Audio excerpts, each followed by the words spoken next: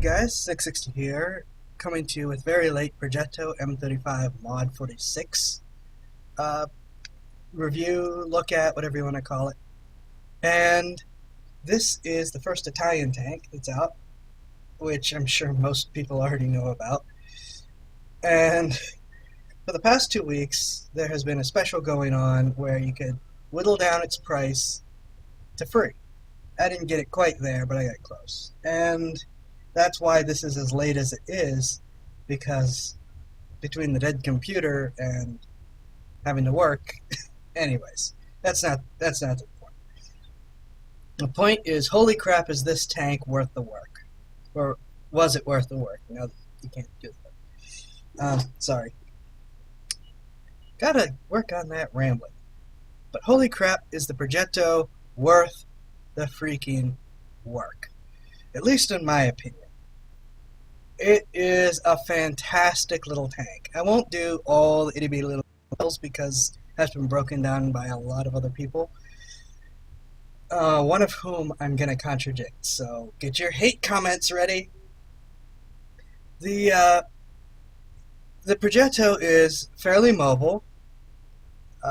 Its top speed forward is 55, back 20, and it gets up to that 55 pretty easily. And it needs that mobility because its armor is crap. I say that, but we'll see. But I have actually bounced, and I've actually bounced the shot off a Jaegeru. I don't know how, but I have. Screenshots and video here.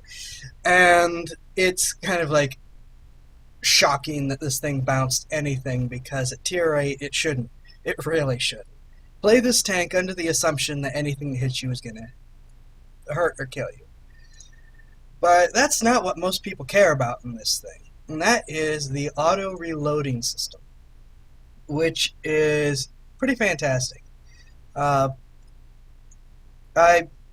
It comes with 100% crew, so no brothers in arms. I'm working on getting that up. I did gear it up, and the auto reloader on this gun is great. Got 2 seconds between shots, and an aim time that's just above that, and it takes, in my loadout, actually 6.46 shots for the first shot, 7 point something I think is the second shot, and 9.7 if I have to reload the first of all 3 shots. So it gets slower each time you reload, which is part of how they balance this. But the fact you can reload 1 shot at a time is great. And why I call this thing the inefficient the impatient opportunist, as opposed to any regular autoloader, which has to be a patient opportunist, because a regular autoloader fires everything and then for 40 seconds before it can fire again. Whereas for the most, with this current setup, rammer, vents, 100% crew, and spaghetti, you need at most 9.7 seconds, which is great. Because it feels a little sluggish, but the fact is you're still getting that next shot out immediately, as opposed to waiting and waiting and waiting. But it is that system also that I want to talk about real quick, and I'll go into more detail as we watch the two matches that I've got lined up. But a lot of people have been looking at this thing in terms of raw DPM and saying, you know, just keep firing 1 shot at a time in order to maximize your DPM. I do not agree with that at all, because as much as we say that this is how you win matches, you can't keep firing the gun all the time. There's going to be moments where you won't have any targets you can shoot at, And there's going to be moments where you really don't want to be in a shooting position because you're going to get shot. And with no armor, you're going to get killed. So you have to be able to make trades with this gun in terms of not trading one shot for one shot, but maybe trading one shot for two or three shots. So, yeah, you might get yourself in a position where you say, I'm going to take a hit, but in return, I'm going to kill them because I'll get all of my shots off before they get their next one. And so, when I see these tanks, I'm not thinking, what's my DPM? And if I fire that second or third shot, how far is it going to go down? I'm thinking, what can I get out of my 3 shots now without getting myself killed or risking anything? Because I see that burst is much more valuable, because if you knock someone out instead of trading them one shot for one shot, it doesn't matter if your DPM was cut in half or whatever the calculators say. Because they're dead and you're not. And yeah, I'm arguing with Quickie Baby in particular here, and I'm sure that if his fans ever find out, there's going to be a lot of hate in the comments section. But I just don't see that raw DPM being everything that you can calculate by when you've got other ways to do things, and raw DPM can get you killed. So, enough of my rambles. Let's move to the first match. Okay, so here we go. Siegfried line. This is actually the second game that I have ever played in this thing, and you're gonna see a lot of that impatient opportunist, which really serves me well until I do something stupid. But that's not a fault of the tank. That's me doing something stupid. Which, with a lot of tanks, there are times when you feel like the tank lets you down. A good example is the AMX 100 being 5100, which is sluggish with everything it does. I'm sorry, I have quite the grudge against that tank. And see, come up here and I come up here and I took an opportunistic shot at the Centurion, which was never gonna penetrate, but I figured it was worth a shot. You never know. Lucky shots happen. I do that a couple times, if I remember correctly. Yep, there's the other one. And I apologize for the block over the chat, but there's some idiots that I don't want that crap on my chat. It's a public game. What do you expect? And I'm sitting here trying to decide what kind of opportunist do I want to be. And the answer is I wanted to kill the Lorraine. And that last shot went into the tracks. And that's because I was rushing it.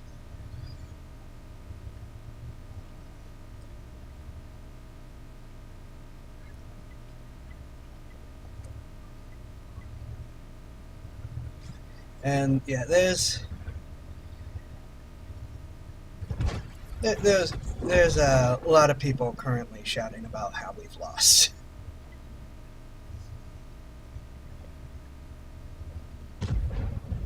And so I'm sitting here saying, ooh, that's 1, that's 2, and I was gambling on a high roll, as well as desperately needing to kill the AMX, because that would be bad. or not the Amex, the Lorraine, and then I kill the Amex. So, being a bit of an opportunist, the gamble didn't quite work, but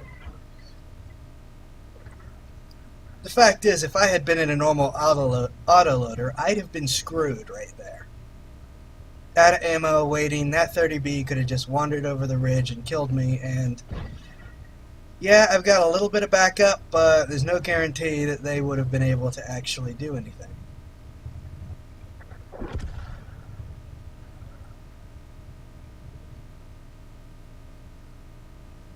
If I had high rolled or not screwed up the first shot, I would have gotten both of them very quickly. And not taking that extra shot of damage. So that's the kind of being an opportunist that I'm talking about. Here's another case.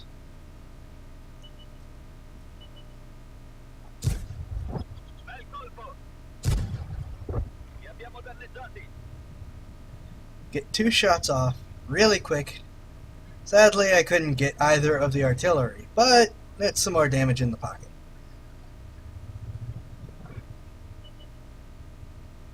And then, oh look, he came back. And I bounced. But that's the other great thing about the auto reloader is if that happens, you have another shot 2 seconds later. Unless you're just using that last shot over and over again. In which case, yeah, that is probably being stupid. But you'd have to be firing constantly to get to that point. Oh look, the other artillery. Oh look, the other artillery. There we go.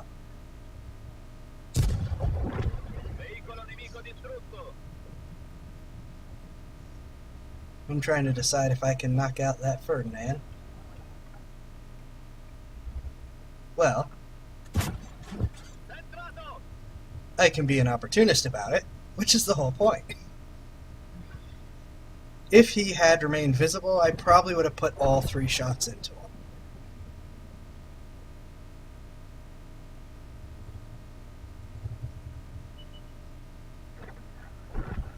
And here's where I make a stupid mistake. Because for some reason, in my mind, I was thinking we were in much worse shape than we were.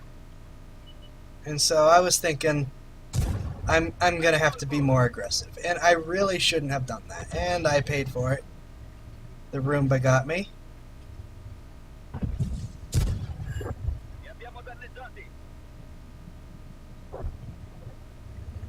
Yeah, here, I should have stayed in the back.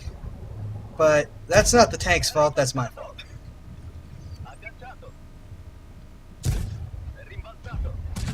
And I definitely should not have charged this guy. And that's why. But even though I ended it by being stupid, because I was thinking we were in much worse shape than we were, you can see those opportunist shots starting to come out where I bounced, but I have another shot to kill him anyways, or I've got 2 guys with 3 shots worth of HP, and I can knock them both out. That's the kind of stuff you got to be thinking about when you're in a Progetto, not your raw DPM. Because if the only thing you're thinking about is your raw DPM, the only thing you're ever going to do is fire 1 shot at a time, and that's definitely not the tank's strength. The tank's strength is a little bit like a normal autoloader, but with the ability to keep trading shots and taking single shots at people at the same time without needing to constantly say, okay, is it worth this shot? Is it worth this shot? Like when you play a French autoloader, you're constantly trying to decide, is it worth taking your current clip down by 1 shot and potentially having to go for that half-minute reload? So, rather than talking over this, let's watch some more actual Progetto gameplay, shall we? Okay, so I kind of realized that I was just going to start rambling, and we want to see Progetto gameplay. But yeah, when you're playing a normal autoloader, you have to be patient. You have to wait to maximize when you're going to use your clip. And Progetto and presumably the other Italian tanks aren't going to play like that. You can take those opportunistic shots and still be able to pop out and do full burst damage if you have to. And so what we're going to see here is applying that a little bit of a different way. And this is using it as with support, basically. You see we've got the 2684, and then the Ag Tiger is going to come up here as well. And I'm the only one down here, and I'm not going around this corner. You cannot pay me to go around this corner on my own. Not in this tank. But what I can do is I can camp the corner, knowing that I've got a pair of tank destroyers. They're watching me. And I could put a shot in the T-92 because it's a T-92. And I'm sitting here saying, come on, come and get me. And the T-92 is not stupid. He knows that I'm backing up for a reason. And, well, I'm just gonna put some more shots into him. My tracks eat his.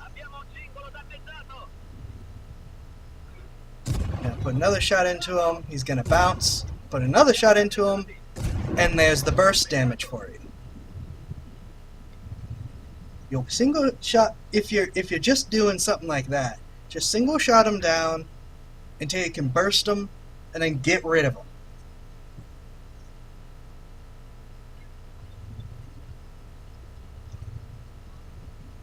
Also, I have to laugh at the fact that he was firing heat at me, because this tank doesn't need it. And that's an M103 that I don't want to be anywhere near.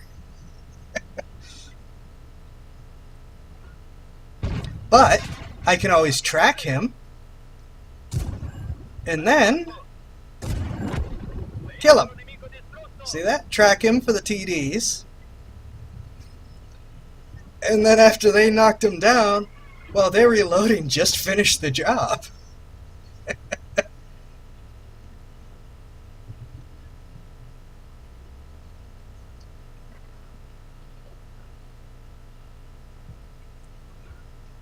And, well, that right there is probably the single best example that's going to come out. The match itself isn't particularly stellar, but it shows, does a pretty good job of showing what you could do with some teamwork and how you use the burst damage then.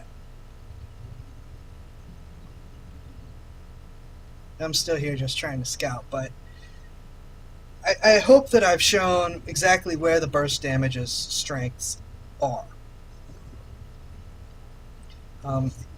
If the M103 had another tank with him, I would have done the same thing, because that would have been, he would have reloaded very quickly and then probably, if not killed me, done a whole lot more damage. So in the time it would take them to reload. So that's the kind of stuff you got to be thinking about all the time. And with the auto reloading system, you don't have to be constantly fearing that moment of, or minute, I should say, of vulnerability that you get. Not really a full minute, but you get the idea. Auto reloaders don't have that enormous vulnerable time in which they're open.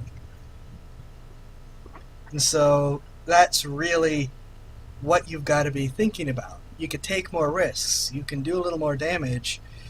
You can poke your nose into places you probably shouldn't, just on that off chance of getting an extra couple of shots off.